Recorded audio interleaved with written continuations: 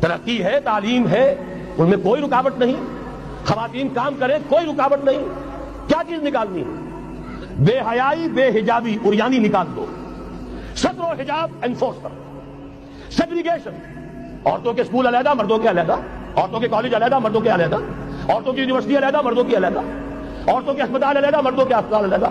کسی درجے میں تو ہمارے ہاں ہے، اس کو آگے بڑھاؤ، یونیورسٹی بناؤ۔ اسی طریقے سے ہسپتال میں، مردوں کے ہسپتال میں عورتوں کو نرس رکھنا کیوں لازم ہے؟ کیا مرد نرسنگ نہیں کر سکتے؟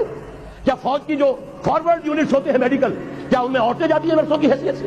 جہاں اصل ضرورت ہوتی ہے، کسی کا بازو اڑ گیا ہے، کسی کی ٹانگ اڑ گئی ہے، کسی کا پیٹ چاک ہو گیا ہے، آتے باہر ہے، بڑی ٹینڈر نرسنگ کی ضرورت ہے، وہاں تو عورت نہیں جاتی، وہاں تو میل نرسز ہے۔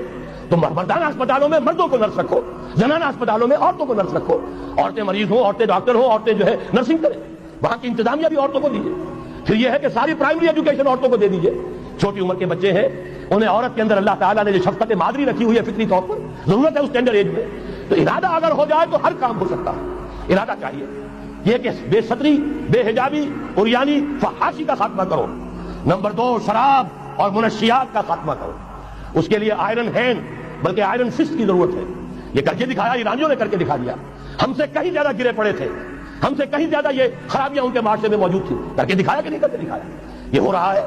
لہذا یہ کہ یہ کام کیا جائے، اور زنا اور قذف کے جو اصل اللہ تعالیٰ کی طرف سے، اللہ کے رسول کی طرف سے جو سزائیں ہیں اور حدود اور تعزیرات ہیں، ان کو نافذ کیا جائے۔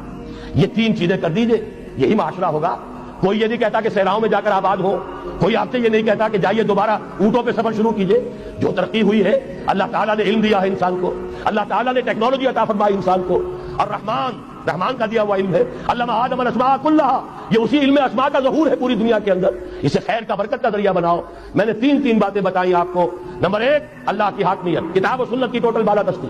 نمبر 3، اور غیر مسلموں کو قانون سازی میں شریک نہیں کیا جاتا، وہ پروٹیکٹڈ مائنورٹی، ان کی جان مال عزت و آبرو کی حفاظت کا ذمہ ہے، مذہبی آزادی کا ذمہ ہے، لیکن وہ ہماری قانون سازی میں، اعلیٰ ترین سطح کی پالیسی سازی میں شریک نہیں ہو سکتے۔ نمبر 2، یہی سارا نظام، یہی سرمایہ کارانہ نظام، سرمایہ دارانہ نظام کو 3 چیزیں نکال دیں گے، وہ سرمایہ دارانہ نہیں رہے گا، سرمایہ کارانہ ہو جائے گا۔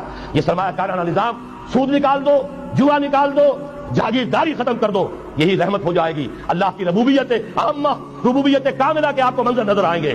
جاگیرداری کا خاتمہ کر دیجئے۔ اسی طریقے سے بے حجابی، فحاشی، عریانی۔ نمبر 2، شراب اور منشیات۔ نمبر 3، جو اصل جو حدود ہیں شریعت کے، ان کو نافذ کیجئے تاکہ معاشرہ اسلامی معاشرہ بنے۔